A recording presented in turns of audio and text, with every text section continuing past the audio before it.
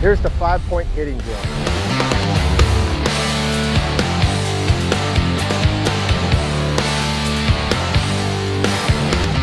The most important step of the 5-point hitting drill is your setup.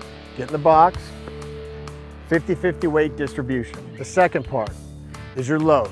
So right when the pitcher starts to go through his motion, you're gonna start to load your hands back. At that same time, your front foot's gonna go down. You wanna make sure you stay on the ball of your foot. And just about when you're ready to swing, that heel's gonna come down. They call it squashing the bug. So it's gonna kind of look something like this. And then swing, finish.